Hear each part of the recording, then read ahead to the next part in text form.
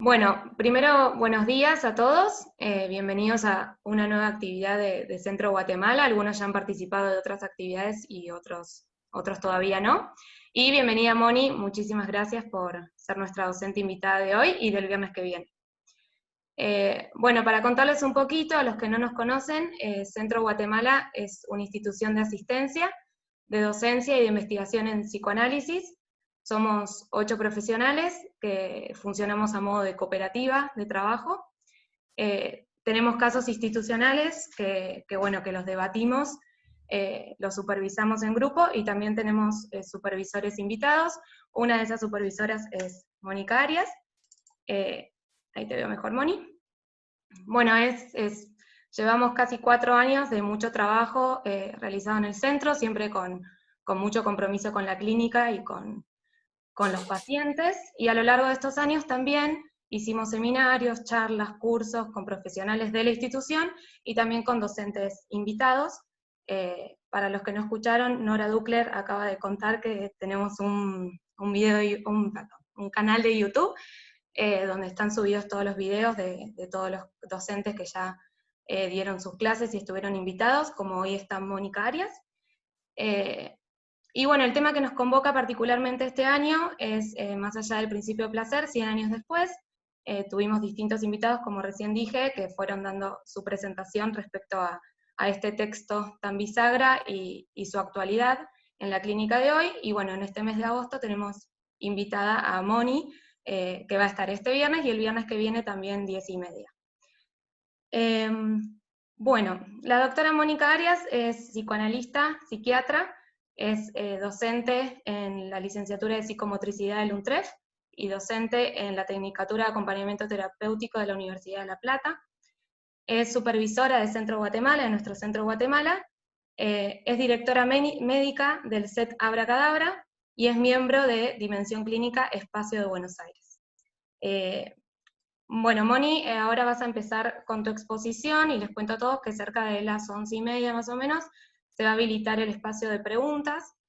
Para eso pueden levantar la mano los que tienen computadora, en donde dice participantes, abajo del todo está la opción levantar la mano, y los que están desde el celular, en los 3 puntitos está la opción de levantar la mano, y en orden se les va a ir dando la palabra. También está habilitado el chat, por si quieren ir haciendo alguna pregunta ahí por el chat, y las vamos a ir leyendo. Y bueno, tenemos la suerte de tener 2 encuentros, así que todas las preguntas que no se llegan a responder hoy antes de las 12, se las vamos a enviar a Moni para que las retome el viernes que viene. Mirta, me parece que quiere agregar algo.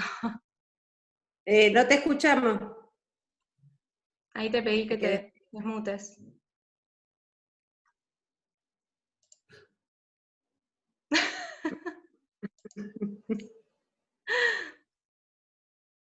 No sé qué. Se tienen que desmutar ustedes, ahí les pedí. Ya va. Ahí está. Ahí va. Que el Centro Guatemala tiene una prehistoria de más de casi 40 años de existencia, 30 y pico. Fuimos amplias, se nos conoció durante muchísimos años. Bueno, a lo largo eran tantos años que nos fundamos hace 4 años como Centro Guatemala. Eso es lo que quería decir. Ah, sí. Bien, bien. Bueno, Moni, cuando quieras podés comenzar. Yo no los conocía de antes porque no había nacido hace 40 años, Mirta, por eso no, no digo nada. Bueno, primero, muchas gracias por invitarme. Es un placer para mí, como cuando hacemos la supervisión, intercambiar con ustedes las preguntas de la clínica. Y se me ocurrió empezar por el modo en el que me formularon la invitación. Que me dijeron esto mismo, me lo dijo Nora y también me lo dijo Mirta. Bueno, más allá, se cumplen 100 años, pero más allá hoy, me dijeron, que todavía se puede aprovechar o leer o sacar del más allá, pero hoy, me dijeron varias veces, ¿no? Entonces me quedó, cuando me puse a reflexionar y a volver a leer este texto que, como bien dice Josefina, es bisagra. me quedé pensando en qué cosa de ese más allá se nos presentifica en la clínica cuando atendemos pacientes. ¿Qué es eso de más allá que se nos hace más acá cada vez que trabajamos? Más acá es acá, en la presencia, aunque ahora sea virtual con los que nos consultan. Aclaro algo, yo no suelo decir analizantes, aunque yo me reconozca como psicoanalista, sé que los psicoanalistas dicen analizantes, pero yo digo pacientes, y siempre pensé que era por mi origen médico, pero no. Yo digo mis pacientes porque hay que tener mucha paciencia para analizarse. Paciencia significa capacidad de esperar, y no es fácil meterse con la propia historia, con los jirones de historia, con el rompecabezas, al que a veces nos faltan piezas de nuestra propia historia, y hay que tener paciencia y cierta valentía para meterse con lo que uno trae. Por eso aclaro que cuando digo pacientes, digo pacientes. No me gusta la palabra analizantes mucho. Y les voy a contar que elegí, de todas las puertas que tiene más allá, elegí el tema del trauma y de lo traumático. Por eso el texto, cuando lo empecé a pensar, el título fue Más allá, los bordes del trauma. En realidad quiero hablar del trauma y de lo traumático. Pero esto, se me ocurrió este tema, les quiero contar porque hace al tema. Una impresión que yo vengo teniendo desde hace tiempo, que ahora ustedes me dieron la oportunidad de pensarlo un poco más, que es la siguiente. Lo escucho en el consultorio seguro, pero lo escucho mucho en los espacios de supervisión, o en los trabajos, sobre todo de equipos como ustedes y otros que también me invitan cada tanto a supervisar. Escucho cómo los analistas hacen muchas maniobras clínicas para poder, con las heridas de los pacientes, con las heridas que cada cual trae. Digo herida a propósito porque el origen de la palabra trauma en griego es herida. El asunto es que, esta es mi impresión, que no se habla mucho de eso que hacemos con las heridas de los pacientes. Y ahí me parece que muchas veces los conceptos psicoanalíticos, o los conceptos que usemos, si no somos psicoanalistas somos otra cosa y usamos conceptos también, no solamente cuando uno dice los diagnósticos, me refiero a los conceptos, muchas veces sirven como de tapón o de distracción. Paréntesis, no es que crea que los conceptos no son fundamentales, son fundamentales, si no, no podríamos avanzar, hacernos preguntas, renovar las respuestas, obviamente, ¿no? Es fundamental. Pero me parece que muchas veces en la transmisión del psicoanálisis los conceptos se usan para no hablar de las heridas que escuchamos y que alojamos en el consultorio. Esas heridas es de lo que quiero hablar, y de las maniobras que tenemos que inventar, jugar. Recuerden que un eje fundamental de más allá es la presencia del juego. Ahí Freud le da al juego infantil un estatuto fundamental como operación psíquica, el famoso Jordá que ahí describe. Es decir, los analistas en acción, en el encuentro con el otro, nos encontramos con el sufrimiento del otro, con las heridas que trae cada uno. Y ahí vemos. Hay heridas que sangran, hay heridas que supuran, tienen un olor espantoso, están infectadas. Hay heridas en trámite de cicatrización, hay cicatrices tremendas, o sea que hay una herida muy fuerte. Ayer cuando pensaba en esto que les quería contar, pensaba, uy, cuántos ejemplos médicos, me está saliendo medicina por este lado, me está volviendo. Y pensé, no es por eso tampoco. Es porque esas heridas se traen en el cuerpo real, en el cuerpo imaginario, y hasta en el cuerpo espiritual, si lo puedo llamar así. O en el cuerpo proyectado de vida que cada uno tiene. Estas heridas uno las trae en el cuerpo. Y tienen, me parece, tengo que hacer todo este rodeo para contarles lo que pensé, así que ténganme un poco de paciencia. Estas heridas, yo las llamo como zona en carne viva. A la zona traumática le digo zona en carne viva. Y a veces esa zona viene con una coraza, no es tan fácil de descubrir. Están todas las variedades, ¿no? De la carne viva a la coraza, pero yo creo que cada uno en su estructura, no importa cuál, si es la neurosis, si es la perversión o es la psicosis, o lo que podría ser indefinible, los casos atípicos, cada cual tiene esta zona de herida. Y esa zona no conoce tiempo, diría yo, está siempre actualizada. Por supuesto que está todo lo que cada sujeto hizo con sus traumas, con sus heridas, ¿no? Están todos los mecanismos y todas las sobrevivencias que ese sujeto hizo. Pero no es vano, cuando escuchamos al paciente, me parece prestarle atención a esa zona que no es muda del todo, pero que tiene zonas mudas y que seguramente hace mucho más ruido del que creemos, y que a lo mejor no estamos escuchando que ahí hay algo que hace ruido. Pero esto, quiero insistir con que me parece que de esto hablamos poco, a medida que iba pensando, se me iban ocurriendo ejemplos de la clínica, así que les cuento uno muy cortito. Hace un par de años yo recibo en tratamiento, porque no sabía si iba a hacer un análisis, a una mujer que había perdido a su hijo menor de una manera trágica. A la semana de que lo había perdido, ustedes pueden imaginar el dolor lacerante de esta madre. Hago una aclaración para lo que les voy a contar. El muchacho tenía la misma edad que mi hijo menor.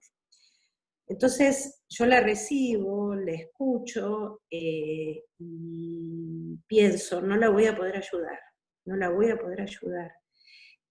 A mí me la deriva una de sus hijas, que me conocía y me había pedido, rogando que atendiera a su madre, y dije, sí, por supuesto.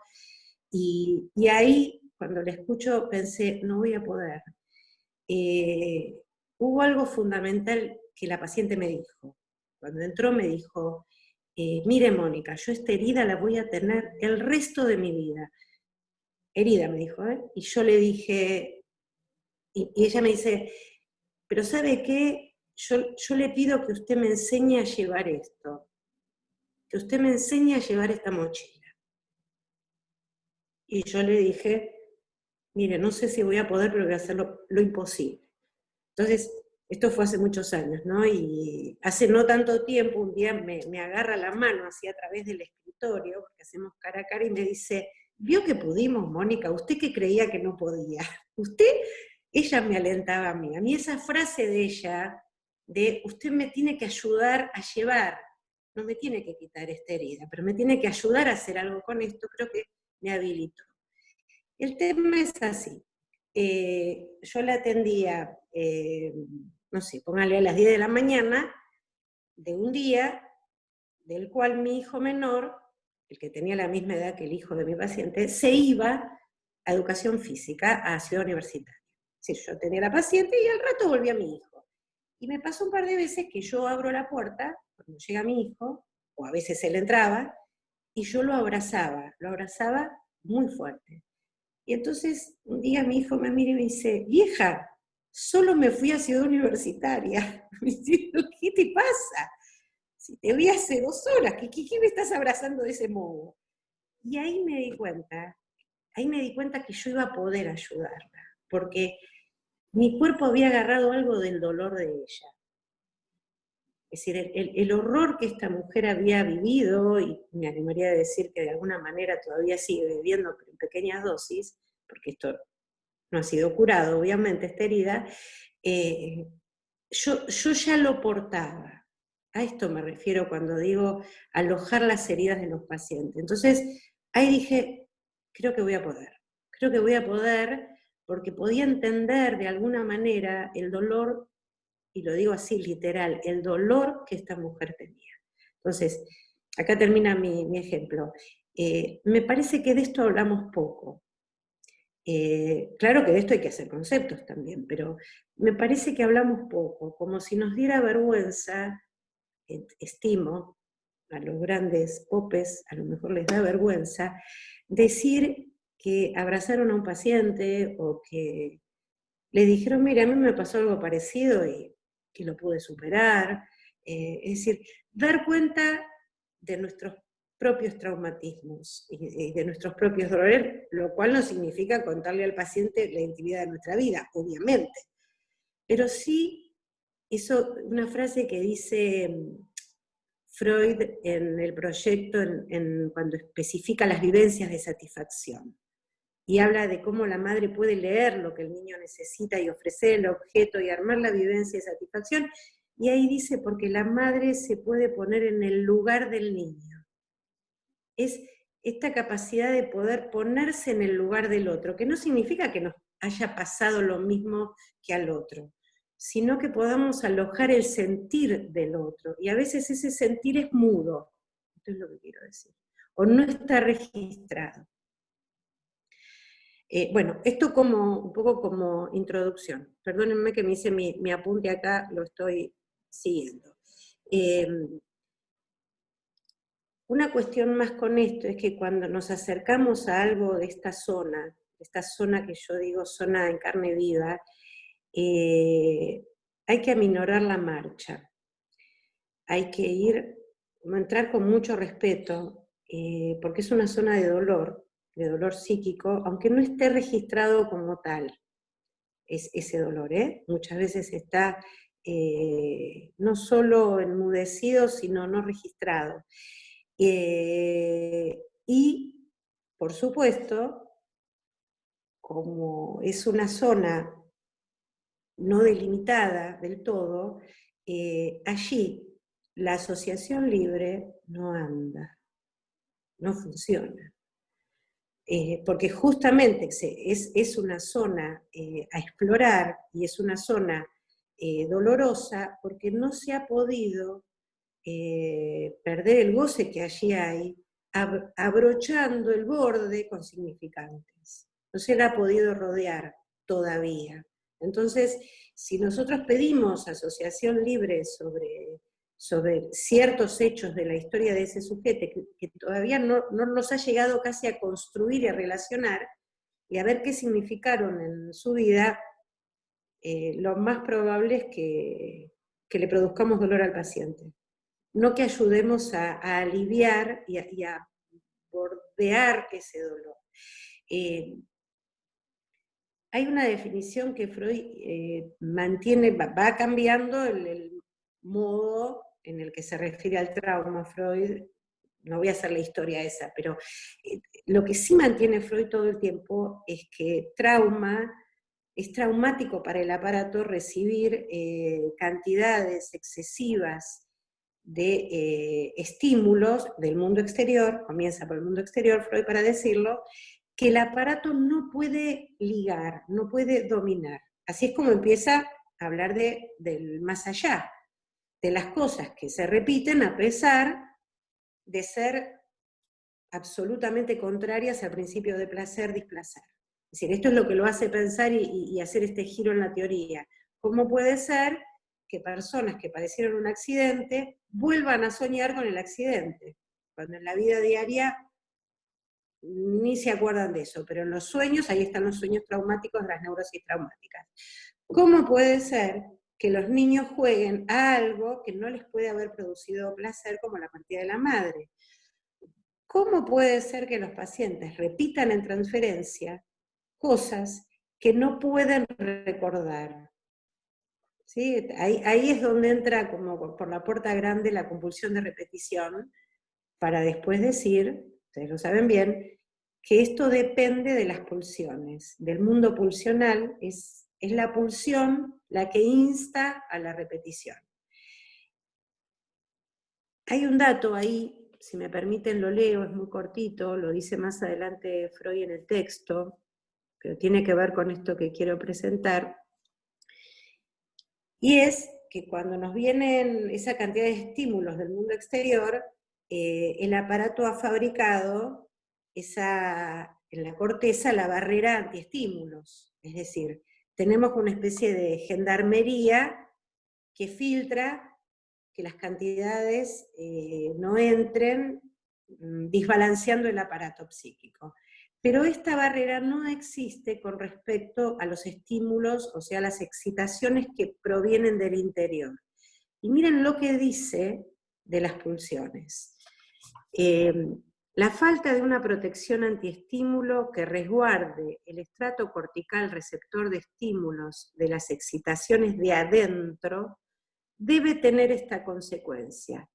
Tales transferencias de estímulo adquieren la mayor importancia económica y a menudo dan ocasión a perturbaciones económicas equiparables a las neurosis traumáticas. La fuente más proficua de esta excitación interna son las llamadas pulsiones, representantes de todas las fuerzas eficaces que provienen del interior del cuerpo y se transfieren al aparato anímico. Es decir, que no hace falta buscar ninguna cosa traumática en el exterior, porque cada uno tiene, por tener un cuerpo, una neurosis traumática autóctona, digamos. Las pulsiones en esa constancia de fuentes de estímulos le generan al aparato psíquico la tarea de ligar constantemente esas cantidades. Ligar siempre es, para Freud, juntar afecto con representación. Primer tiempo, que es esa ligadura, y un segundo tiempo, esta es mi lectura, de tramitar, de hacer algo con esa ligadura. Pero el primer momento es de ligar. Mientras eso no está ligado, estamos en el más allá. Cuando eso se puede ligar y luego tramitar, ya ingresamos, este es el esquema, digamos, de más allá, ya esto va a ingresar en los carriles del placer-displacer, de cómo funciona el aparato. Un segundito.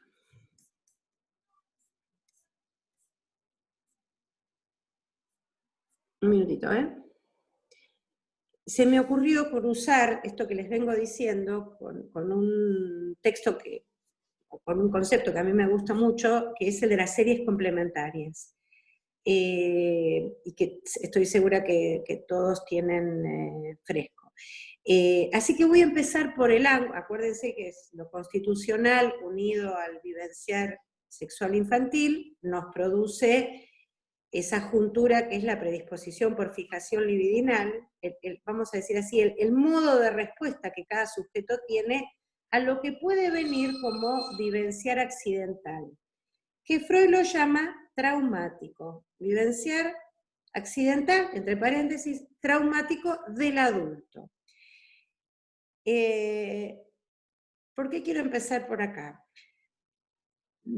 Porque cuando nos consultan, en general, yo creo que prácticamente no existen excepciones a eso, es que ha ocurrido algo, algún evento en la realidad que ha fracturado cierta estabilidad. Digo fracturado porque me gusta la palabra disruptivo y que viene de fractura. Algo ha ocurrido en la realidad de ese paciente, en la estabilidad que tenía ese paciente, que lo lleva a pedir ayuda, o lo traen, también puede ser, y hay que construir que pueda pedir algo para sí. pero algo ha ocurrido, y en general eso es lo que se llama, a mi modo de entender, por deslizamiento, evento traumático. Entonces se dice, bueno, es que la muerte del padre fue traumática. Yo digo, claro, pienso, ¿y por qué para el hermano no fue traumática y para él sí? Entonces no debe ser la muerte del padre en sí misma. Entonces uno dice, claro, fue traumático el cambio de escuela. ¿Y por qué para un chico sería traumático el cambio de escuela? Lo estoy diciendo desde lo más sencillo que puedo, porque me parece que esto es muy importante. Digamos, que mi vecina diga, pobre mi vecina que es buena, que mi vecina diga, el cambio de escuela de fulanito fue traumático, no me preocupa porque no es analista, me preocupa cuando eso lo dice un analista o alguien que trabaje en la salud, porque se le está atribuyendo a un hecho que es verdad, puede ser un evento disruptivo, puede ser un evento muy trágico, puede ser un evento catastrófico, el que rompió la realidad de ese sujeto, pero para que sea traumático, tenemos que poner en juego qué hizo el sujeto con ese evento. Y podríamos decir, me adelanto un poco a la idea lo que les quiero transmitir, la idea quizás central, es que cuando un evento de la realidad nos resulta traumático, es decir, que nos desorganiza porque no lo podemos ligar, es porque nos toca en lo más íntimo de nuestra propia castración seguro, pero nos toca en lo más íntimo del vínculo que tenemos con el otro primordial. Nos toca en el punto de nuestra constitución como sujetos. Por eso, a ver si me siguen la idea, si yo puedo ser clara, una mudanza nos puede resultar traumática. Por eso la muerte de un ser querido, indudablemente es altamente dolorosa, pero no por eso tiene que ser traumática, porque lo que disponemos para esa pérdida espantosa que hemos sufrido es el duelo. Claro, lloramos, estamos tristes, pero el duelo nos protege de que esa pérdida nos descalabre. Y vuelvo a decir, no es que no existan eventos arrasadores para un sujeto.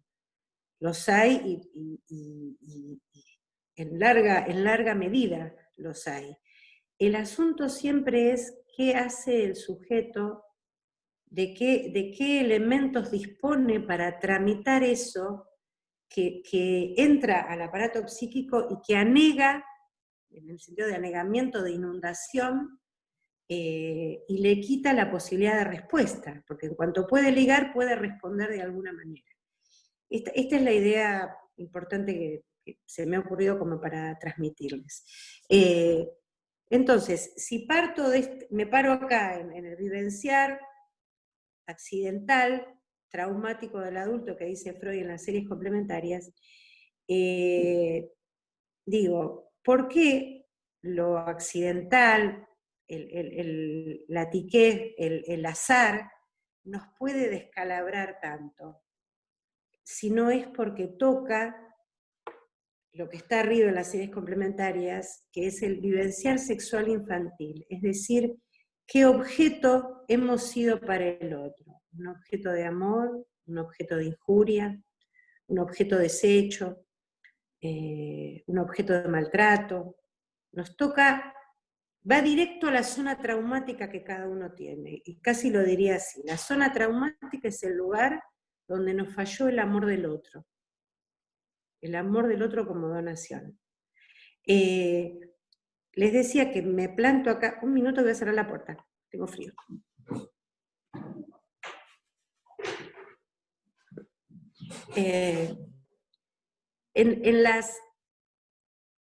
Cuando nos consultan y nos dicen, bueno, vengo porque, ¿qué tal? ¿Cómo les va?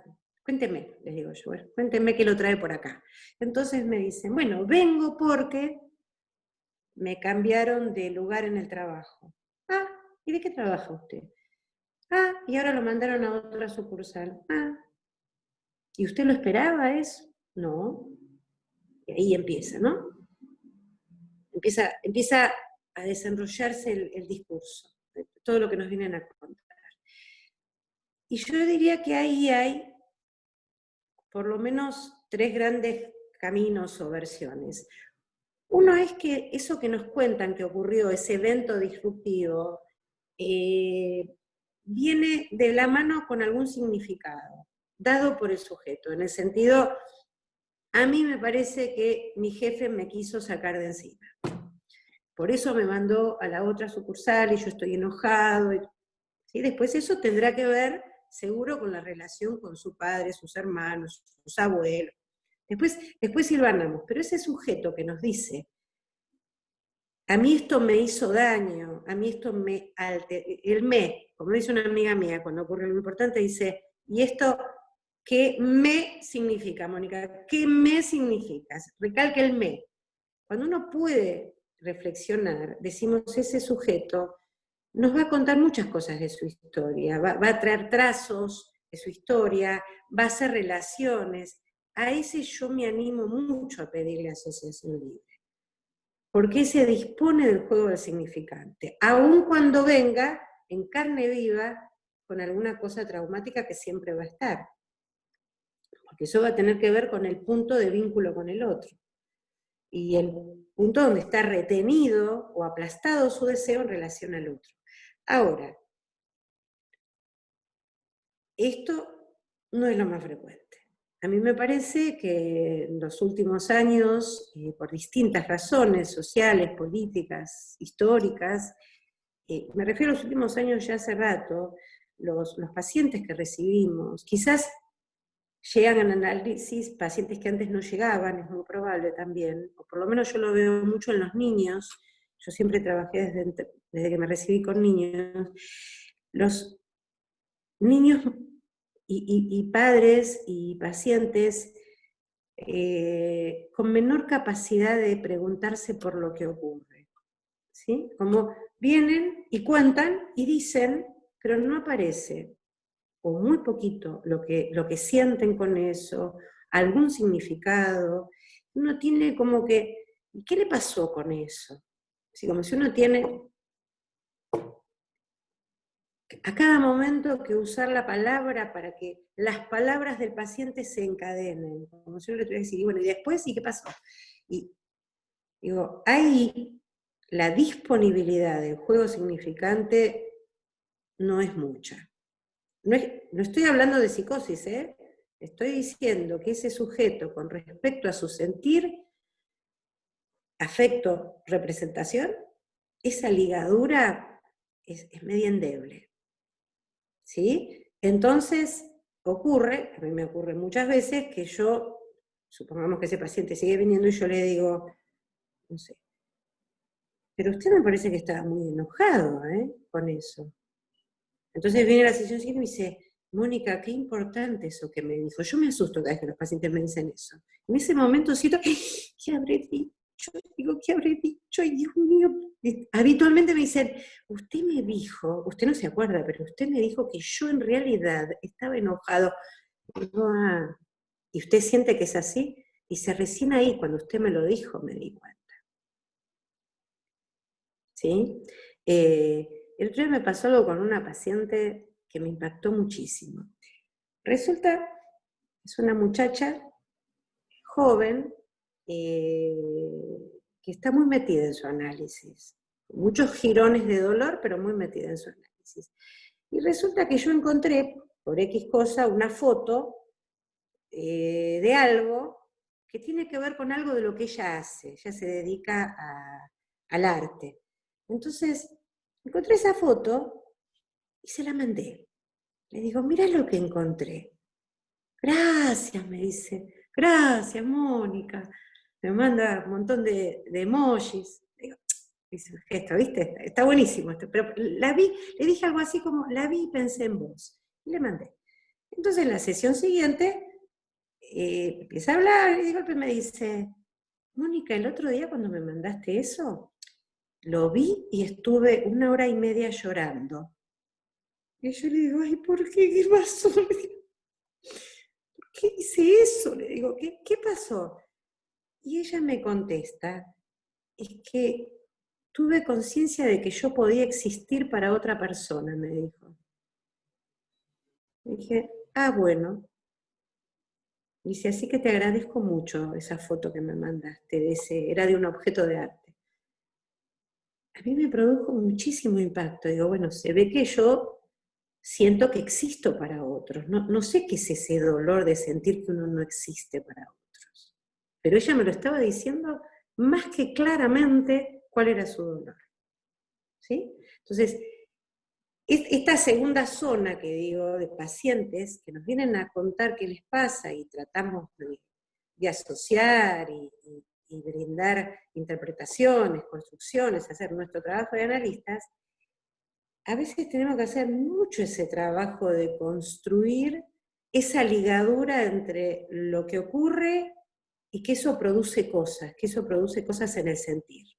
Todavía no me metí con la historia del paciente, estoy en las vivencias accidentales cuando no consultan, todavía no llegué a todo lo otro.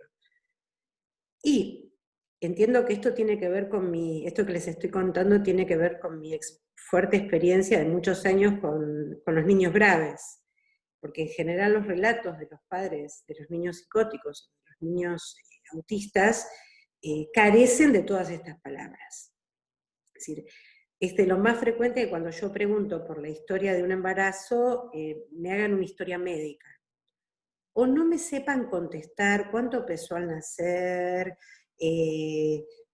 estuvo internado, pero no se acuerdan cuándo, tomó medicación, pero no saben cuál fue, o el relato es como un pase de guardia, como si me hablara un médico que me cuenta, pero no me hablan de un niño, ¿sí? Entonces, en la otra posibilidad, vuelvo al vivenciar accidental, es que tengamos enfrente un paciente que nos dice frases, insisto, no estoy hablando de la pérdida de la coherencia del discurso, nada de eso, pero que cuando le pedimos que nos cuente algo,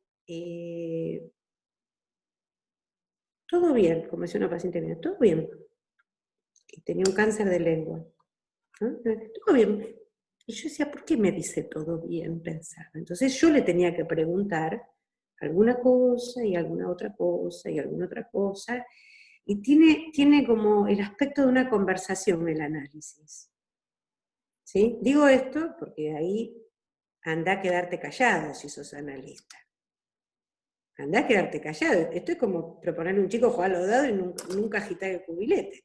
El chico no puede jugar si el otro no hace su parte. Entonces, en estas situaciones, el armado de ese espacio que va a alojar la historia del paciente y que va a alojar las heridas que ese otro tiene de la vida, es fundamental que los analistas hablemos, ayudemos a construir de alguna manera el significado de lo que lo trae por acá, porque después tenemos que ubicar toda esa cadena de significaciones, tenemos que ubicar el lugar en el otro y todo eso, pero de entrada ese alojamiento es crucial, es crucial.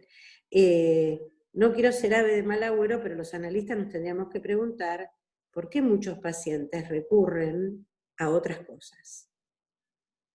Sí, ya sé que el pensamiento mágico existe, pero nos tendríamos que hacer esa pregunta de por qué los pacientes a veces encuentran alivio en cosas como si fueran non santas, ¿sí? Todo eso existe y está todo bien, pero ¿por qué caemos en desuso a veces? ¿Por qué el psicoanálisis puede caer en desuso? Si no tenemos alguna responsabilidad con eso, ¿no? Bueno, sigo, una cosita quiero recordar del texto.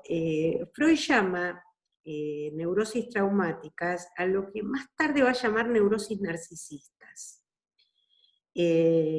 Hago un chiquitín de historia con esto. Las neurosis traumáticas, él dice que ocurren, es el estado posterior a que una persona sufrió algún choque, algún evento muy importante que le produjo terror y peligro de muerte. El aparato, al no estar preparado para tramitar todo, por eso lo llama traumáticas, toda esa serie estímulos que entran al aparato, queda paralizado y genera este estado que se llama neurosis traumática. Y la clínica, la semiología que hace de la neurosis traumática, da para varias puntas. Él dice, bueno, hay una abundancia de síntomas similares a la histeria, particularmente todo lo que tiene que ver con el movimiento, es decir, las parálisis. Hay una serie de síntomas que tienen que ver con la hipocondría y con la melancolía, y hay toda otra serie de situaciones que se presentan donde el sujeto que padece neurosis traumática está desvitalizado, esa es la palabra que a mí me gusta que usa Freud, ¿no? Como si perdiera interés y perdiera vitalidad. Todas estas atañen al narcisismo, por eso creo que hay un puente fuerte que después él hace, que la neurosis traumática la tenemos que ir a leer en alguna lesión del narcisismo. Un año antes, Freud interviene en un simposio que hay sobre las neurosis de guerra. Había surgido la posibilidad, había un comité de políticos, gobernantes, había solicitado la presencia de psicoanalistas, de psiquiatras, lo que después se llamó en algún momento psiquiatría del frente, es decir, para atender a los soldados, los que estaban en la guerra y los que volvían de la guerra. Nunca se llegó como a corporizar, por lo menos en la zona de influencia de psicoanálisis ahí en Europa, pero bueno, Freud en ese simposio dice algo así como, bueno, se acabó la guerra y entonces esto no pasó. Sí se hablaba mucho en esa época de las neurosis de guerra, es decir, ahí con mucha fuerza, tanto como en las traumáticas, que las llama neurosis en tiempos de paz, neurosis traumáticas en tiempos de paz, lo fuerte y lo que sacudía mucho a los analistas era, pero entonces las neurosis no tienen su causa en un conflicto entre el yo y la libido, entre el yo y las pulsiones sexuales. Hay algo externo que puede generar una neurosis. Esto era muy fuerte para la teoría. Freud dice, bueno, esto no discute de por sí la etiología de las neurosis. Habrá que ver qué pasa en estos casos. Y dice, no se mete más por ahí, pero dice que debe haber alguna relación entre el susto, el terror, y la libido narcisista, la libido yoica, la libido que carga el yo. Digo, con mucha fuerza las neurosis traumáticas tienen algo que ver con el armado del narcisismo. Voy orientando para dónde quiero ir, porque me falta la tercer pata, que es la del amor. Yo lo adelanto así. Entre el susto, el terror y el narcisismo tiene que mediar el amor. Ahora les voy a decir por qué me meto con esto.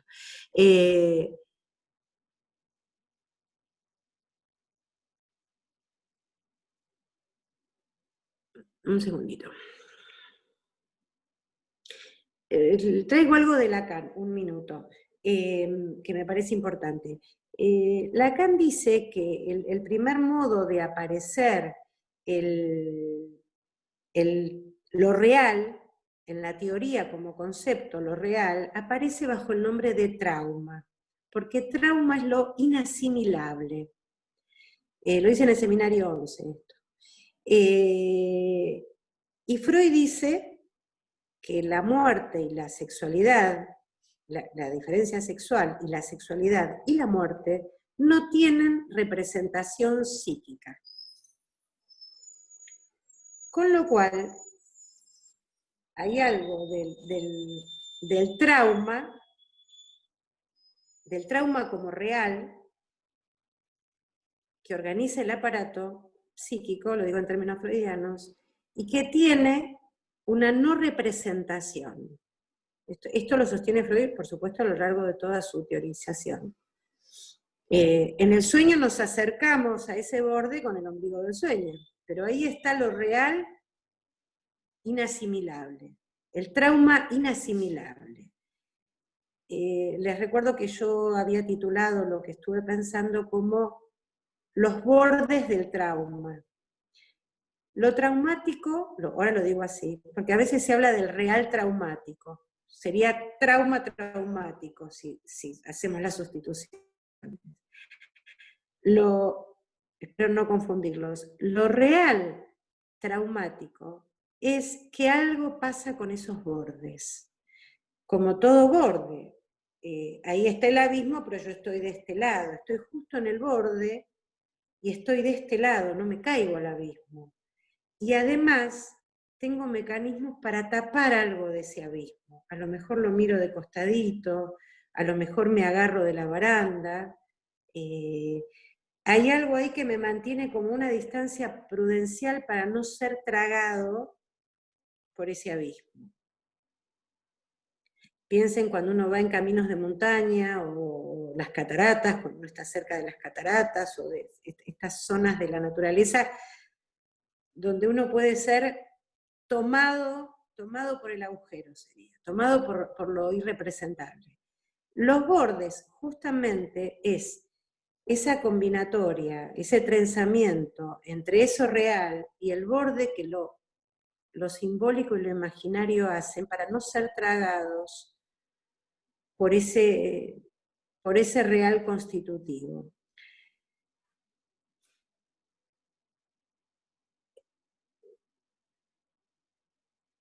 Bueno, a esta altura les quiero recordar, no lo voy a cantar por supuesto, el poema de Miguel Hernández que canta Serrat, que seguro lo escucharon y es muy emotivo y lo repite muchas veces. Llegó con 3 heridas, la del amor, la de la muerte, la de la vida. Con 3 heridas viene la de la vida, la del amor, la de la muerte. Con 3 heridas yo, la de la vida, la de la muerte, la del amor. Nunca le había prestado atención, y eso que lo he tarareado mucho este tema, que Hernández, gran poeta, dice, llego, viene, yo. Entonces, llegó con 3 heridas, viene, con 3 heridas viene, y después dice, con 3 heridas yo. Así que parece que uno llega a la vida y le viene esto, y después el yo tiene que ver qué hace con esas 3 heridas. Con la de la muerte, con la de la vida, y la del amor, que me parece que ahí está el secreto, que el amor puede ser una herida, y bien que las heridas de amor nos hacen llorar y sufrir, pero el amor también tiene la otra cara del amor, que no es solo la de poder sufrir, que es la de la cicatrización, ya que hablamos de heridas. Me parece que el amor es ese velo que trenza las heridas. Y ahí paso como a la otra parte de lo que les quiero contar.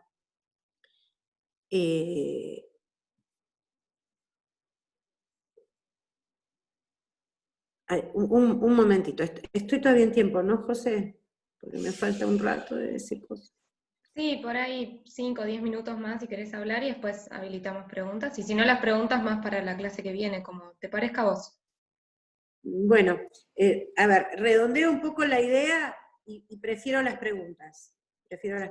Dale, perfecto. Sigo por otro lado. Mejor. Sí, no siento, ya siento que hablo sola. Encima con la cámara, Nora que está ahí en una playa, y me está engañando, porque está acá en Boedo, a pocas cuadras, y no me vi en Boedo. Nora, nunca te lo voy a perdonar. Porque Nora es vecina mía, pero mira dónde está esa playa, yo no la conozco. Avenida La Plata y... ¿no? Y Peter Goyena, por ahí debe estar. Bueno, antes de meterme con lo que quiero decir del amor, quiero hablar un minuto de otra parte de las series complementarias, que es el vivenciar sexual infantil. Eso que para todo niño va a ser el transcurrir con el lugar que tiene para el otro, desde el lugar que el niño tiene para el otro, es que va a transcurrir ese vivenciar sexual infantil. Toda esa trama de vivencias, porque no es una vivencia, es vivenciar, es una trama de vivencias que básicamente van a tener como dos ejes. El niño puesto en relación a la significación fálica, es decir, que el niño adviene la vida porque le hace alguna falta al otro. El niño referido a que al otro algo le falta.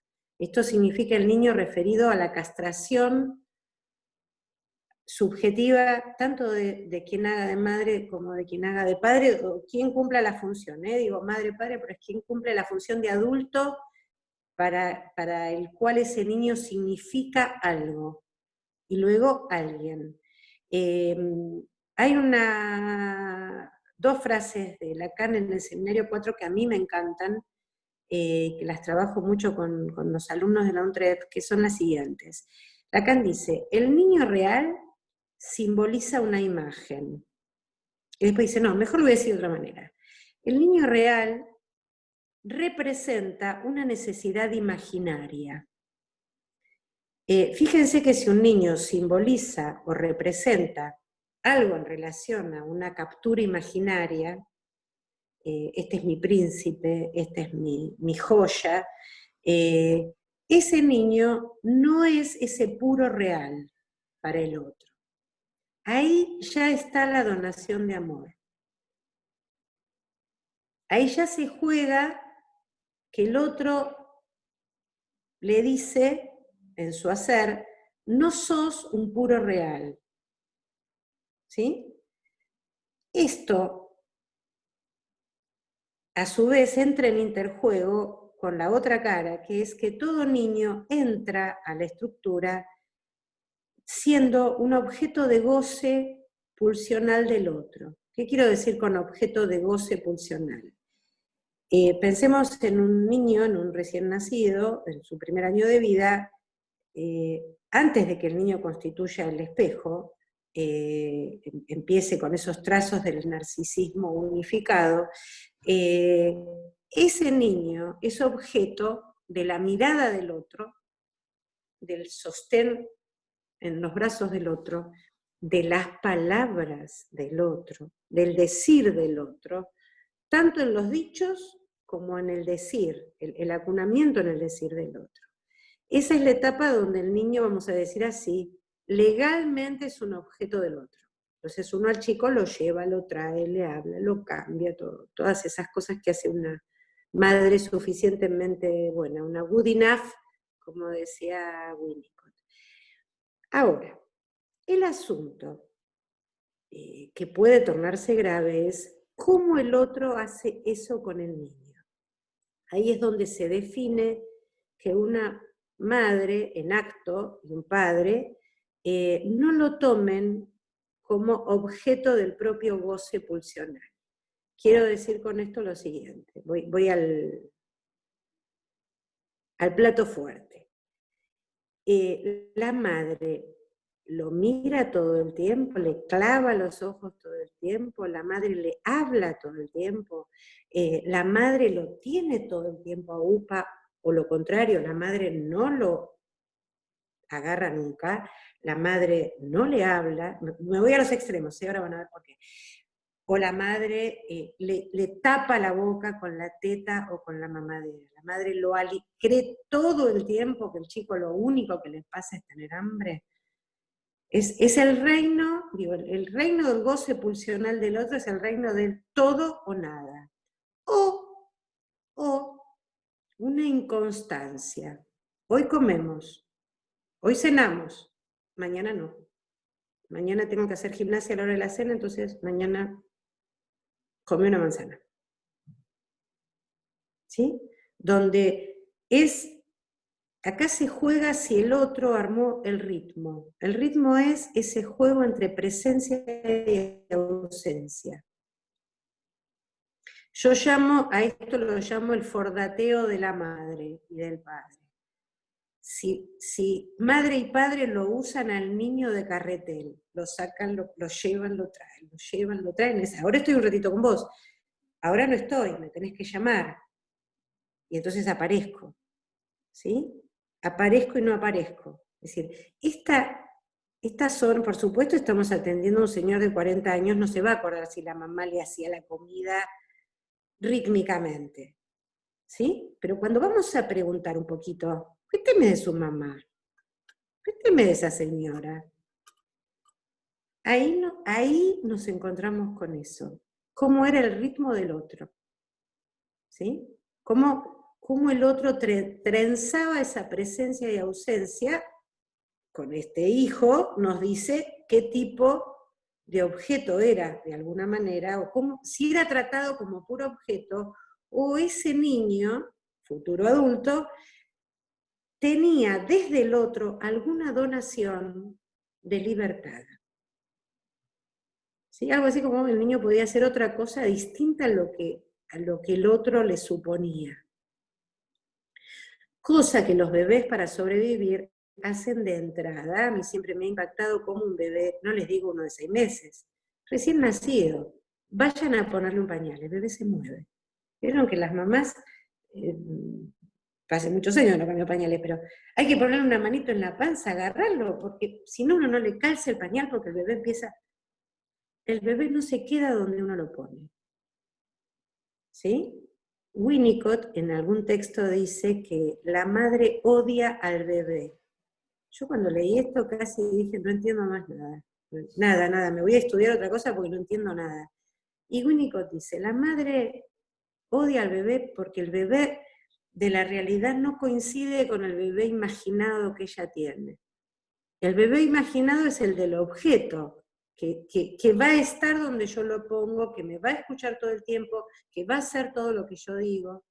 En cambio, el bebé real está desencontrado. Es decir, tiene que haber un equilibrio entre eso que el otro desea para mí y qué hago yo con eso, con ese lugar, con ese deseo que el otro me puso en la vida para que yo pueda vivir. Entonces, esto vuelvo a decir, me refiero a los niños, pero los adultos tenemos pegado la marca de lo infantil, de lo que hemos sido para el otro. Esto es lo que digo, que ahí hay que ir a buscar lo traumático, en esto.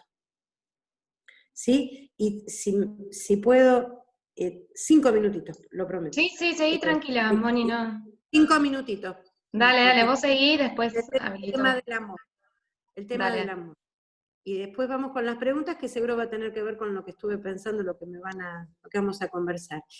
En inhibición, síntoma y angustia hay un apartado, que ahora no lo estoy encontrando en mi texto, pero ya lo voy a encontrar, que ustedes seguro leyeron alguna vez, que es muy bueno. Espérenme un segundito. Donde Freud diferencia dolor, angustia y duelo, ¿sí? Y ahí hace la siguiente pregunta, Freud dice, ¿cuándo la separación del objeto provoca angustia? ¿Cuándo duelo? ¿Y cuándo quizás solo dolor? Y entonces el ejemplo que usa es el del lactante, y dice que cuando la madre no está y aparece un extraño, que el bebé siente angustia, pero dice angustia ante la pérdida posible de objeto, el peligro, pero también siente dolor, y eso lo llama desesperación. O sea, cuando se rompe la posibilidad de la espera, desesperamos.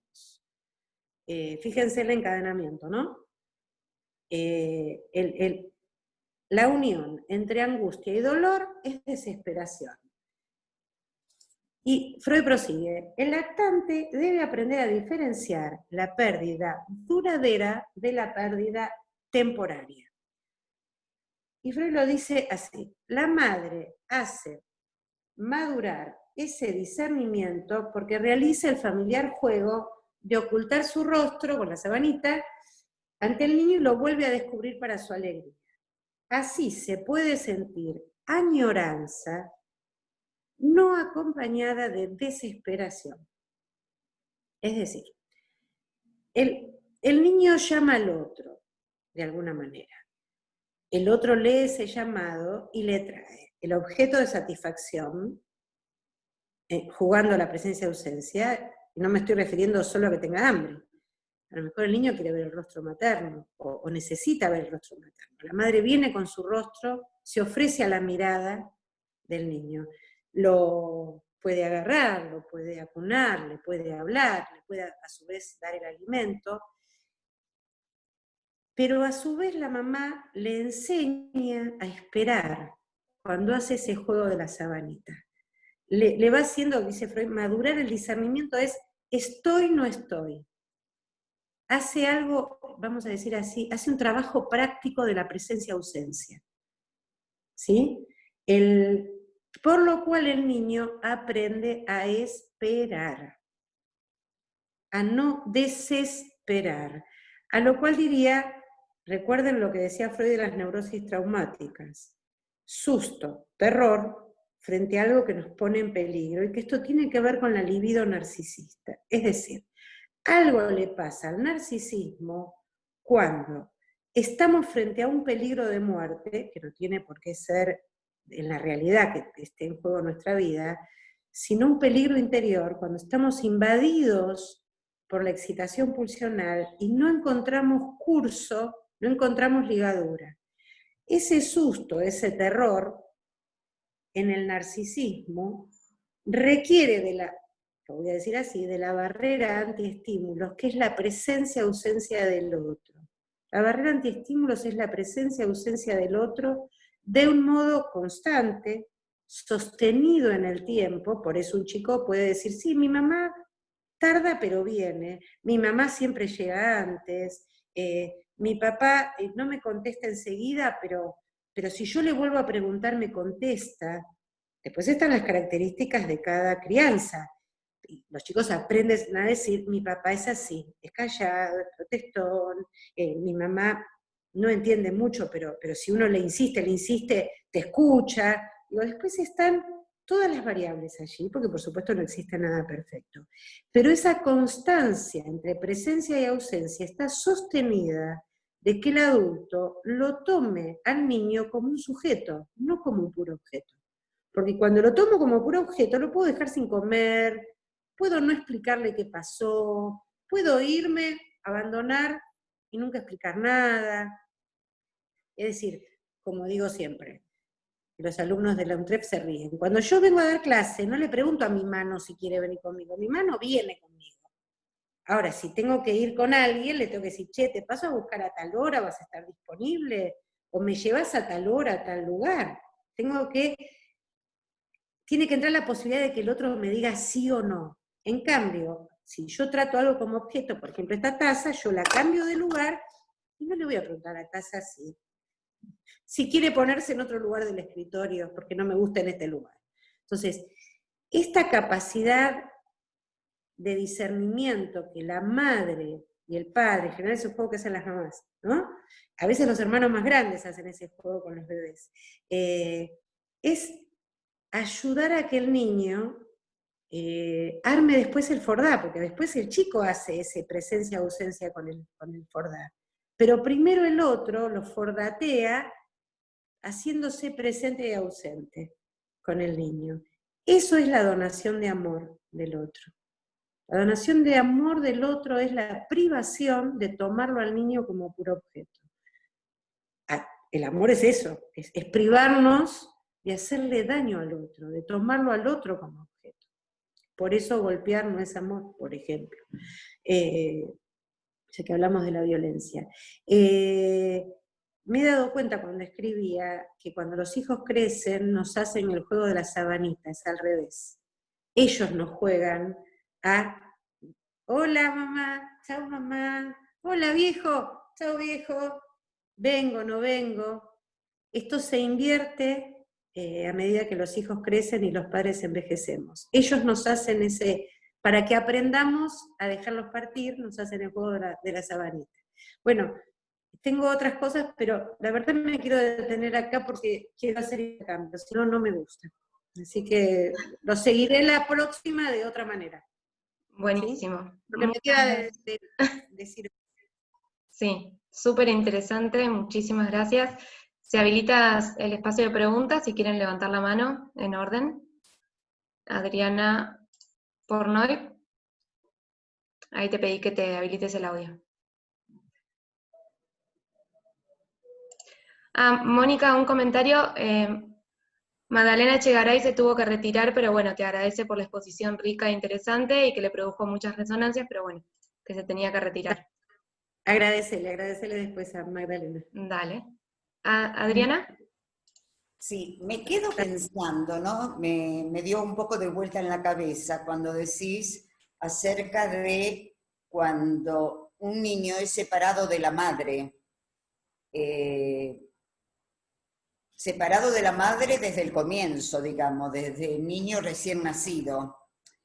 Y esto de fordatear la mamá y el papá al chico, ¿no? Como que va y viene, y un poco cómo se manifiesta esto de la salida, digamos, lo traumático en el chico, o no, desde la salida del bebé de esa madre que, por el motivo que sea, no lo sabemos, decide no tener este hijo, o sea, criarlo, educarlo, tenerlo y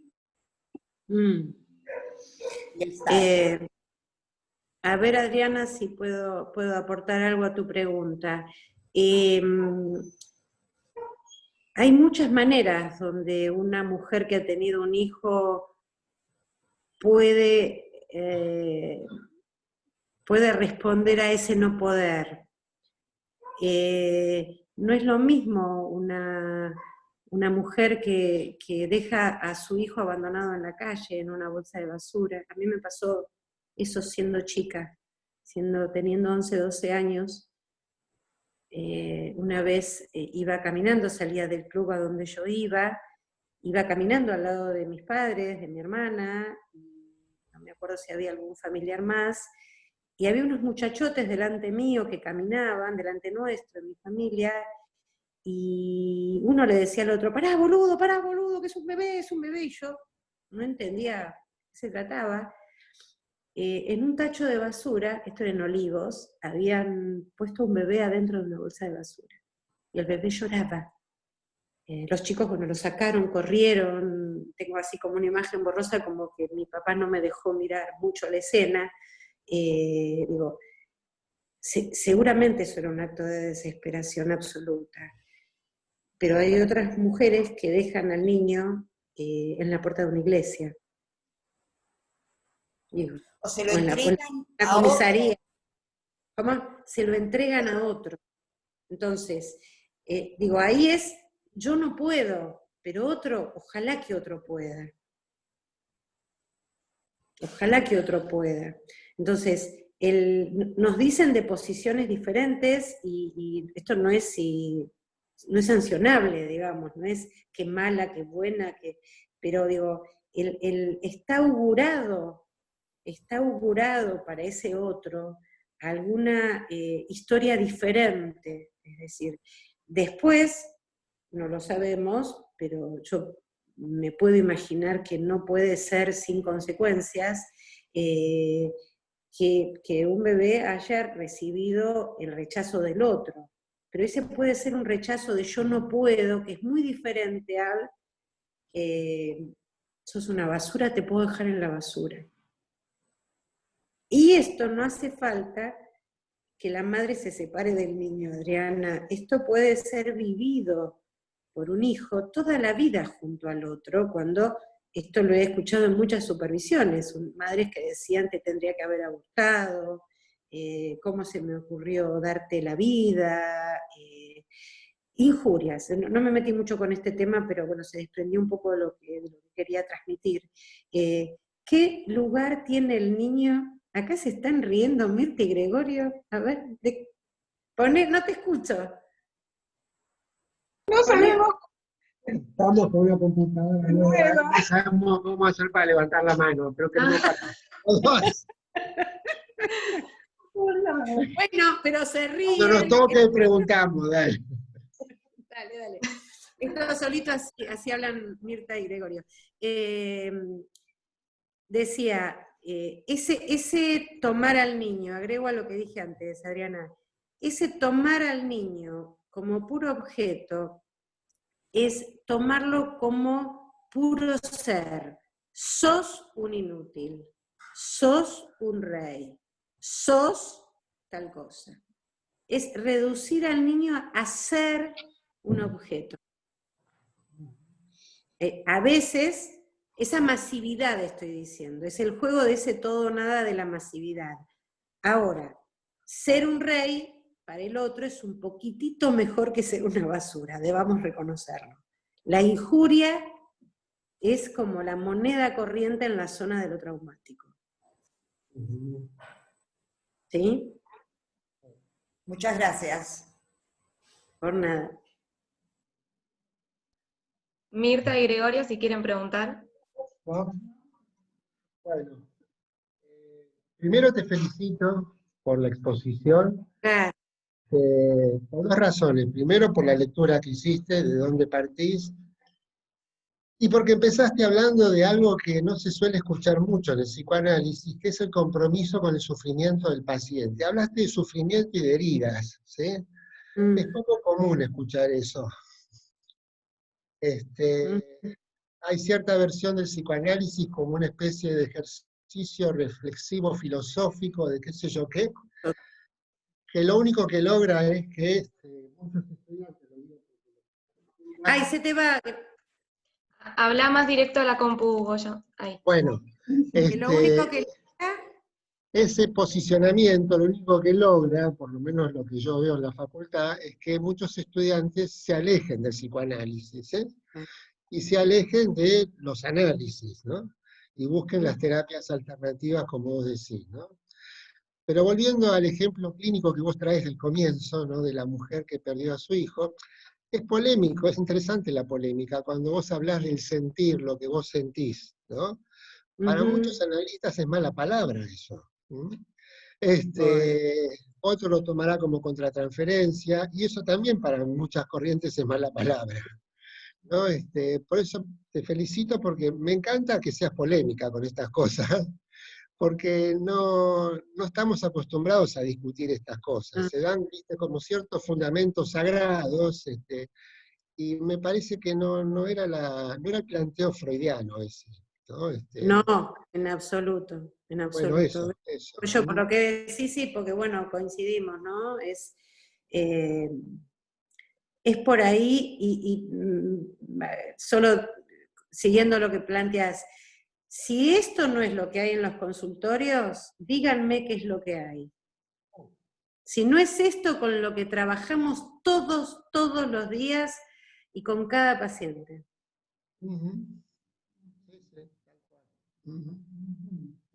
Mirta, ¿querías decir algo?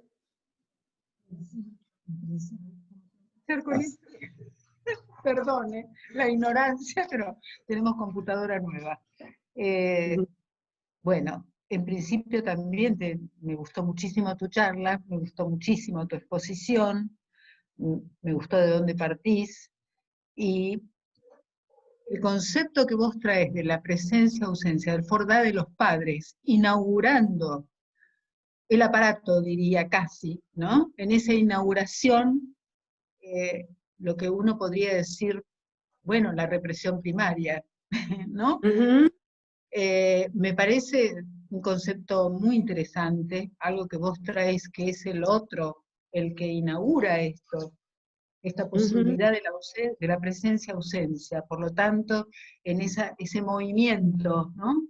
Ese movimiento que hace al aparato, que lo inaugura, que lo pone en movimiento. Eso me parece un concepto excelente. Bueno, vos trabajás mucho con autismo, con lo cual, bueno, desde ese punto de vista sabés de esas primeras inscripciones, las que están, las que no están. Bueno, por ahora es esto, me gustó mucho la charla. Muchísimo. Gracias. Para dejar a otros que intervengan.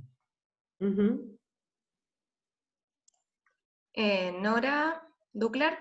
Sí, espera, ¿dónde estoy? Ahí estás. No me encuentro. Ah, ¿me abriste? Bueno. Sí, sí, ya te habilité. Mónica, muchísimas gracias. Coincido en todo lo que comentaron mis compañeros. Como siempre, primero te cuento algunos comentarios de Miriam Ferecín, que se tuvo que ir, que te agradece muchísimo. Gracias.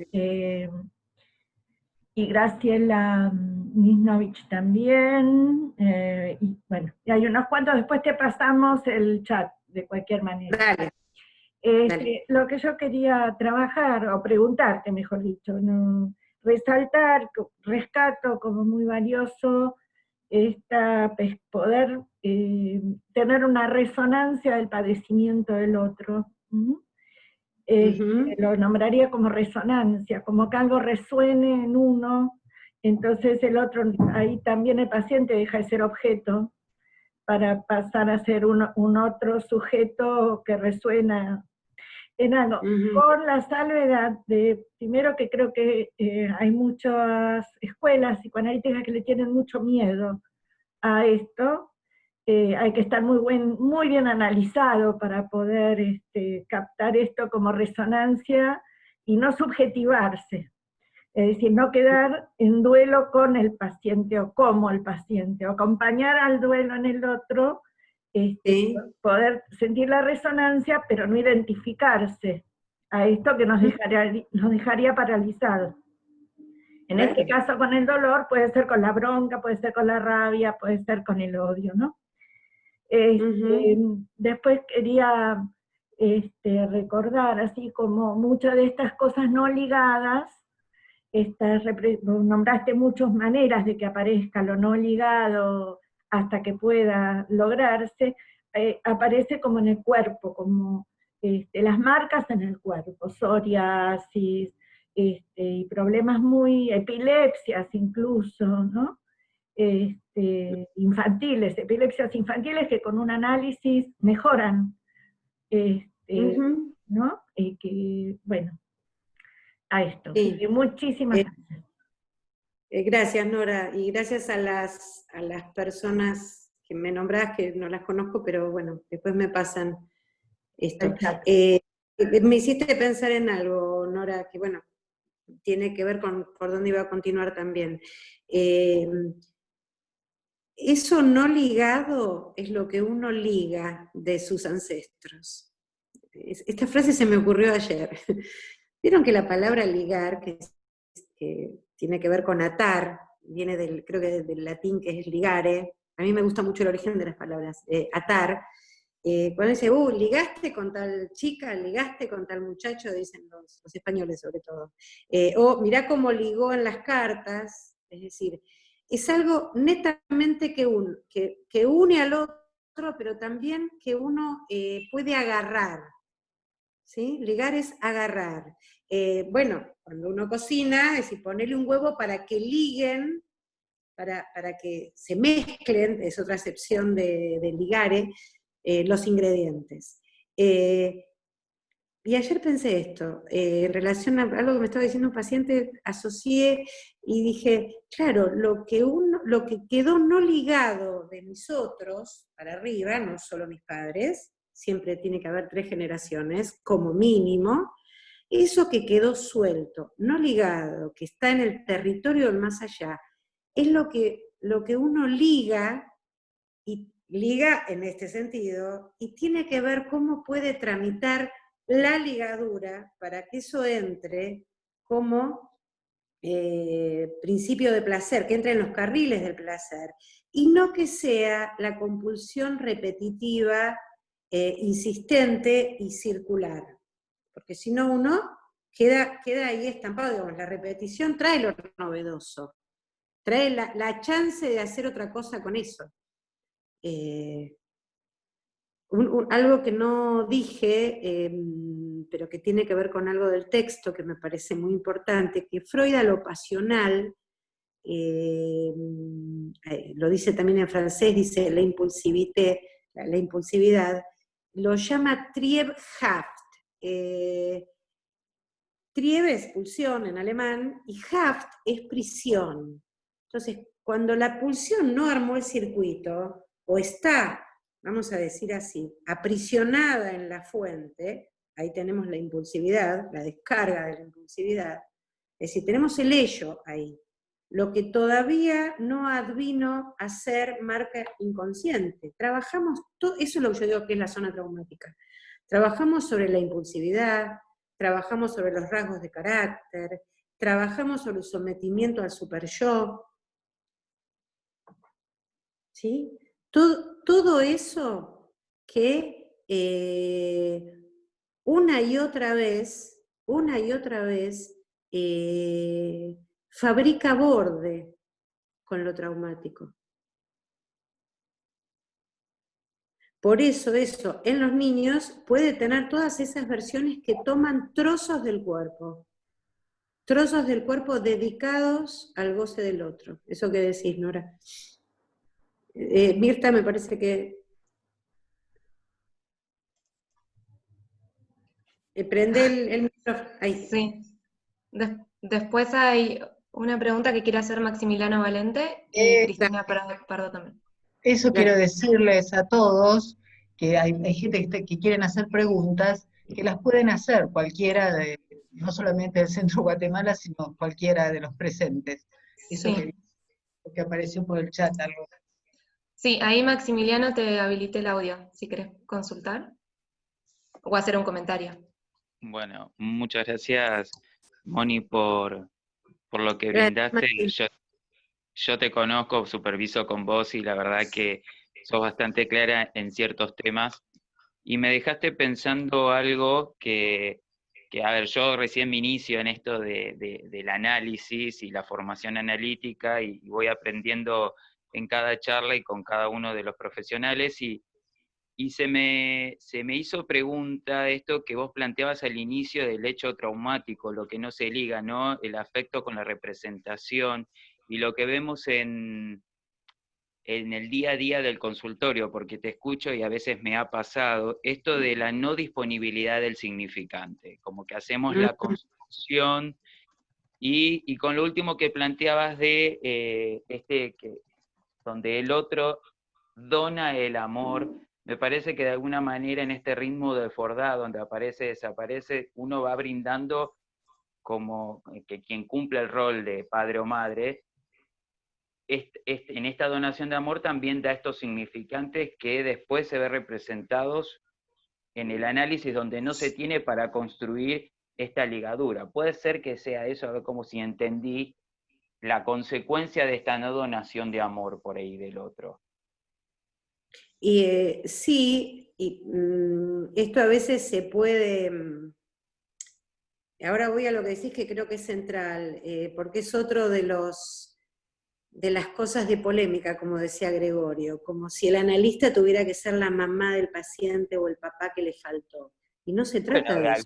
De alguna manera no lo hacemos, pero en esta situación de crear un significante para que el paciente pueda conectarse con ese dolor y poner en palabras ese dolor, ese padecimiento, como que lo alojamos para que lo pueda hacer y poder empezar a trabajar frente a ese hecho traumático.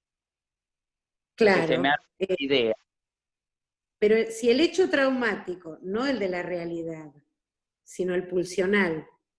Claro. Yo lo diría así, si me permiten que ponga mi persona en juego.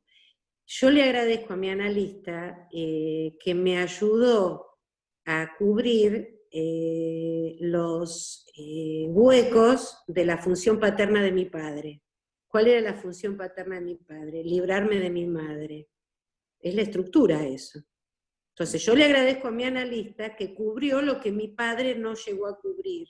Entonces hizo que yo se me desaplastara el deseo después de largos años de análisis. Entonces, no es que el analista es el padre o la madre, pero desde la función analista,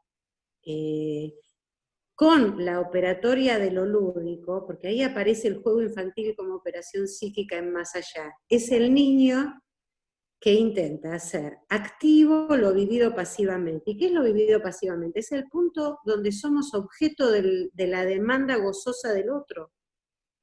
Entonces, cuando el niño le lo pone en juego, hace algo con ese exceso. Por eso el juego es el artificio que hace perder goce. Los analistas jugamos. Entonces, cuando viene este paciente, X, y se me había ocurrido un ejemplo que inventé que había escrito. El paciente que está en la boca del otro, es un dulce bocadito de la mamá, supónganse, yo puedo pensar eso. Y entonces, claro, me habla todo el tiempo de una madre así, invasiva, y en algún momento yo le digo, pero tu mamá es un poco glotona, ¿no? ¿Qué glotona es esta vieja? Suponete, según la ductilidad cómica que tenga el paciente. No sé si soy clara, porque a algunos nunca les podría hablar así, porque se me ofenderían, tengo que usar otras herramientas para decir lo que digo, y otros pacientes que disponen de lo cómico usan mi comicidad en la posición, y yo me aprovecho de esa comicidad que hay en juego. ¿Se entiende? Sí. ¿Esto? Entonces, no es que un analista sea madre o padre de sus pacientes y cubra lo que el otro no le dio. Lo que ahí ponemos en juego es la operatoria del nombre del padre. Por eso entramos por lo imaginario, entramos por lo real, entramos por lo simbólico. Depende por dónde entremos. Después uno puede teorizar sobre las intervenciones y yo creo que es muy importante. Lo que quiero rescatar es que los analistas hacemos muchísimas intervenciones en lo real, muchísimas intervenciones en lo imaginario, pero parece que están mal vistas, que la única interpretación válida es que yo le jugué con la palabra tal. Y antes, o durante, o después de usar esas palabras adquieren figuraciones. No sé si soy... Yo como trabajo con niños hace muchos años, ando con esto todo el tiempo. No sé si me entienden. Ando con esto, se me arma todo el tiempo de este modo, con los pacientes adultos también. Que es cómo uno le da figura a ese goce que aplasta al sujeto. Cuando uno a veces le dice a un paciente X, estoy inventando, pero, a ver, qué sé yo, ¿cuál puedo pensar?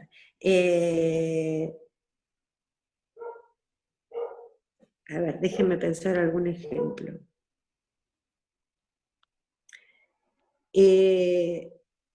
Me ocurrió decirle a un paciente una vez, pero qué estropeado que está todo esto. Ahí vamos con las cosas estropeadas. Viene a la sesión siguiente y me dice, ¿sabes qué, Mónica? Yo siempre me sentí el estropeadito de mi mamá, me dijo. Yo había acercado, estropeado, ustedes saben lo que es algo que está bueno, pero pasa algo y se rompe todo, queda enclenque, queda destrozado, pero sigue siendo útil.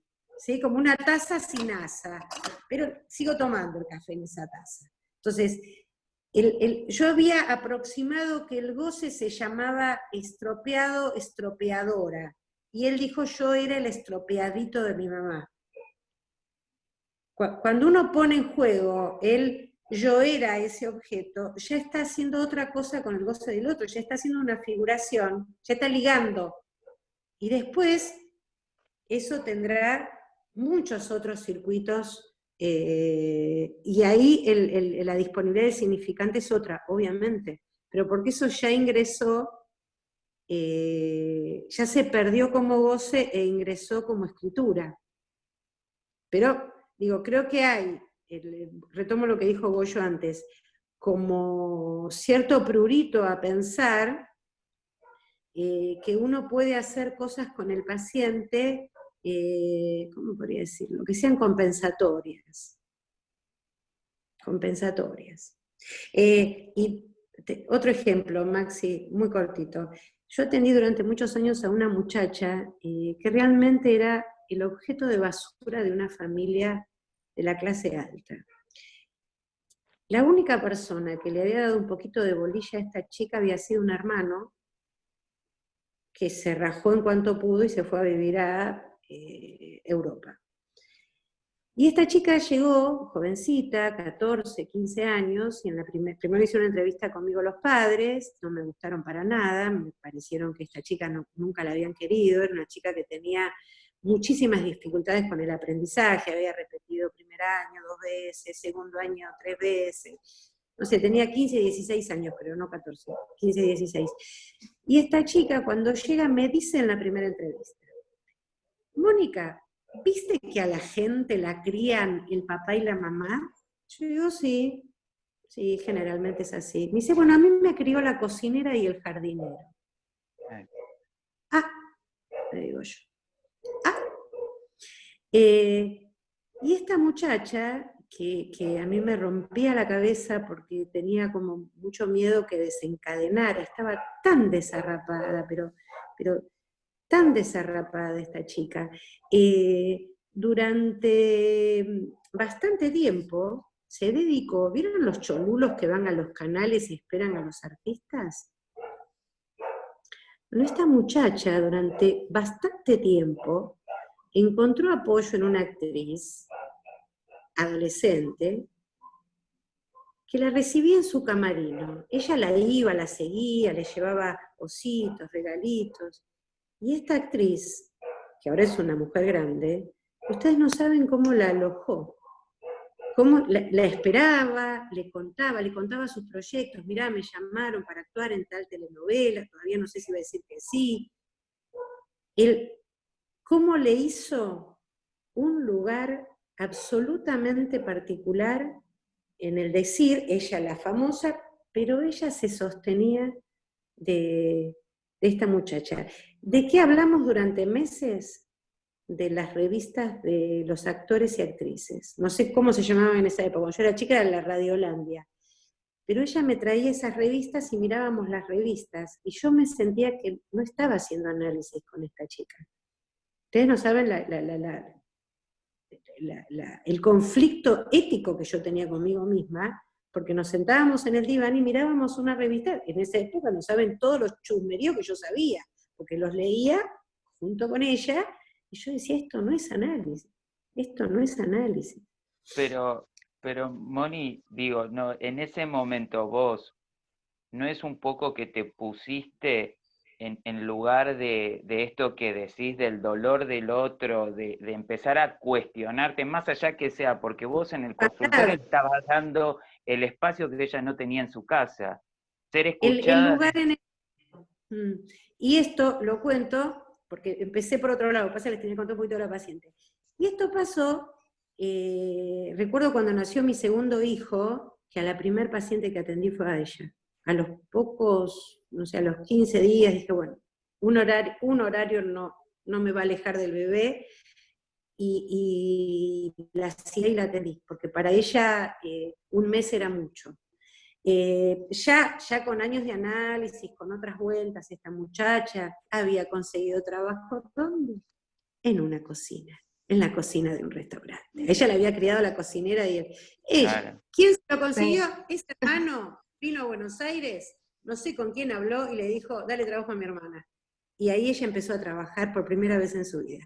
Bueno, el asunto es que vino un día a la sesión y me dice, mira, el otro día me pasó una cosa muy rara. Mi papá me trató muy mal, me insultó, me dijo que yo era un inservible, me dijo injuria tras injuria ese padre.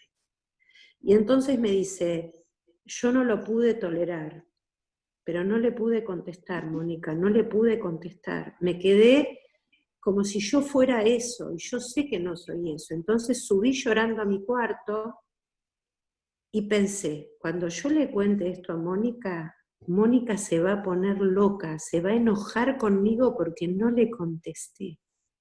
Le digo, ¿qué hiciste? Y me dice, bajé y le dije de todo a mi viejo. Y le digo, lo bien que hiciste. Porque vos no le llegabas a contestar y yo no sabés todo lo que te iba a decir. Entonces, fíjate que ahí, este ejemplo me enseñó mucho. El padre era un gozador, era un injuriador serial este padre. La función paterna la hice yo diciendo que no a la injuria. ¿Se entiende? Y ella dijo, si yo me quedo acá, el otro me destroza, me quedo en posición de objeto. Pero Mónica se va a enterar porque se lo voy a contar. Y Mónica me va a preguntar por mi responsabilidad subjetiva en quedarme en el lugar donde el otro me maltrata. Entonces después ella se reía y dice, lo bien que hice, decía siempre, lo bien que hice porque vos me ibas a retar. Entonces, ahí no es asociar con maltrato. Ahí la intervención es, ¿qué hiciste qué? A ver, repetime, a veces yo digo así, repetímelo porque creo que no lo estoy entendiendo. ¿Qué hiciste qué? ¿Que fuiste a dónde? Digo, donde obviamente no es que estoy retando al paciente. No se trata. Ven que ahí se puede jugar sí el goce del analista diciendo los pacientes tienen que hacer lo que yo creo que tienen que... Obviamente no se trata de eso, porque eso sería que yo estoy en posición de gozador. Eso le decía yo a mis chicos cuando eran chicos y se portaban mal. Los pacientes a mí me hacen caso. Los pacientes a mí me hacen caso. Ustedes no me hacen caso. Entonces uno de mis hijos me decía, ¿tus pacientes saben que se atienden con una loca que grita todo el día? Sí, decía yo, pero ellos me hacen caso. Porque mis hijos no me hacían caso. Entonces, no es que yo rete a los pacientes como si fueran hijos, o como si yo fuera el gran dictador o la gran dictadora. Se trata de cómo se pone en juego la función del nombre del padre, que es una tijera con el goce. Entonces, ese goce es la zona traumática. La ligadura es esa palabra que dice no, esa es la función del nombre del padre. La función paterna es decir no, dice la Lacan, a mí me encanta esa definición. Es decir no, eso no. Entonces, la zona traumática, por eso estoy dándole vueltas una y otra vez, tiene que ver con esa zona donde ese goce viene a ser expuesto, porque de eso no se puede decir, eso está expuesto, es fractura expuesta. Entonces, la intervención no es asociaciones sobre la glotona. ¿Qué se le ocurre a usted con la glotonería? Primero hay que decir algo de, pero ¿qué es glotona, no? Yo lo digo así, uno lo puede decir de muchas maneras si el paciente padece una madre voraz, que lo ha tomado como bocadito. Estoy siguiendo mi invento, ¿no? No estoy hablando de un paciente particular, salvo que ubiquemos, que no estaría nada mal, que ese otro siempre tiene algo de glotón, algo de mirón, algo de invasivo, algo de estallido. Bueno, son las distintas versiones donde el goce pulsional no tiene circuito, sino que estalla. Mónica, sí, perdón que te interrumpa, pero estamos en 2:15. Si vos tenés unos minutitos más, Graciela Misnovich te pedí el audio, quería hacer un comentario pregunta. Dale. Sí, si querés continuamos y el resto... Y nos vemos el próximo. Las pueden hacer por el chat y las retomamos la semana que viene, si te parece. Dale. No es una pregunta. Primero te quiero decir que me encantó toda tu exposición, me sentí además muy identificada con muchas de las cosas que vos fuiste planteando, y uno de los comentarios que quería hacer, que uno tiene posición, no sé si de analista o de ser humano, que a mí me pasó como perito judicial, de que me llegaron 2 casos. Primero me pasó la primera vez de papás que yo tenía que hacían un juicio porque se había muerto un hijo en una unidad de una universidad. Con lo cual yo empecé a leer, dije, ¿qué hago yo? ¿Qué hago? O sea, ¿cómo justificar de que tienen que cobrar ese juicio y ganarlo? No va a ser muy difícil. Pero me pasó después que me mandaron también otros papás que había muerto el hijo en un accidente. Y las 2 veces lo que me pasó es que yo, fuera de la pericia, quería escucharlos y acompañarlos y ayudarlos. Es decir, escucharlos. No me importaba cuántas entrevistas iba a tener, ni cuántas me había dicho el juzgado que tenía que hacer. Es decir, lo que yo quería era poder escucharlos, darles un lugar y poder trabajar con ellos como si estuviera trabajando con ellos en el consultorio. No importaba lo que estaba la pericia. Claro, porque esto, Graciela, gracias por el relato. Me parece que esa es la zona donde puede entrar, muy mal usada, obviamente, la teoría para sancionar que allí el analista perdió la posición, perdió la posición. Y yo podría decir, ¿cuántos que pierden la posición y creen que están en posición? Porque es un dato, nada, de mi historia de analista, que es pura casualidad. Yo he recibido muchos pacientes, la mayoría de mis pacientes vienen de otros análisis, ¿sí? Esto no es ni malo ni bueno, ustedes, también muchos pacientes míos habrán ido a continuar su análisis con otros análisis. Creo que es la vida eso, ¿no? Y entonces me encontré muchas veces con pacientes que me decían, pero yo de esto nunca hablé. Yo digo, ¿cómo que no habló nunca de su papá? Pensaba yo, ¿cómo? ¿Nunca le preguntaron por su papá? ¿Sí? A lo cual un analista muy de los que decía Goyo, que me encantó, un análisis filosófico, pasaría a, bueno, hablemos del juego significante o busquemos solamente en la letra, no le preguntamos por el papá. Sí, pero el que imprimió la letra era el papá. Digo, sin la trama edípica y ver qué rol jugó ese sujeto para el otro, yo digo, yo no entiendo nada. Si yo no lo pienso desde ahí, no entiendo nada. Pero no es que todo pasa por papá y mamá, no sé si me entienden. Esa frase que decía Sartre, que era, no es lo que hizo la historia, es lo que uno hizo con lo que la historia hizo de uno. Ahí está como el rulo a trabajar. Sí, porque uno viene con sus marcas y lo que uno hizo con sus marcas. Entonces, por alguna razón, en esos casos, Graciela, te convocaron, como decía Nora, alguna resonancia que había que seguir. Esa resonancia había que seguir viendo cuál era ese sonido y dónde se iba a ubicar. Y después eso tendrá alguna lectura como personas que aparecen en nuestros caminos, porque ahí estabas como perito, pero evidentemente que algo escuchaste como analista que permitió esa resonancia. Sí, gracias. No, por nada, por nada. Bueno, muchísimas gracias, Mónica. Súper interesante la exposición y las preguntas. Nos tenemos que ir despidiendo. Ahora le voy a habilitar el audio a todos para que puedan saludarla. Hay algunos comentarios en el chat y, bueno, 2 preguntas que quedaron de Nora Duckler y Cristina Prado, que te las mandamos por mail o te las mandamos por mensaje para retomar la próxima, ¿te parece? Dale.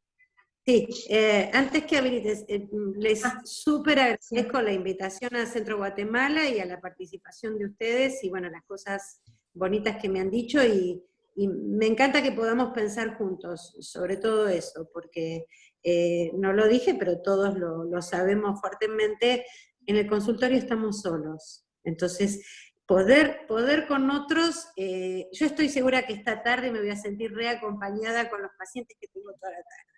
Digo, estamos con otros para no estar tan solos en el consultorio curando las heridas. Así que de verdad les agradezco un montón todo lo que me dicen. Que podemos gracias compartir. a vos, como siempre. No, gracias a ustedes. Nos vemos el viernes. Gracias. El viernes que viene a las 10:30. Muchas gracias. Les vamos a enviar. Gracias, Sí, Mónica. les vamos a enviar el ID y la contraseña a todos los inscriptos, que seguramente sea otro. Buena semana. No hace falta gente Gracias, gracias, Mónica. Muchas gracias. Gracias a todos. Gracias a todos los invitados.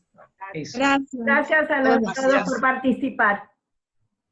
A todos. Muchas gracias a todas y todos. Gracias.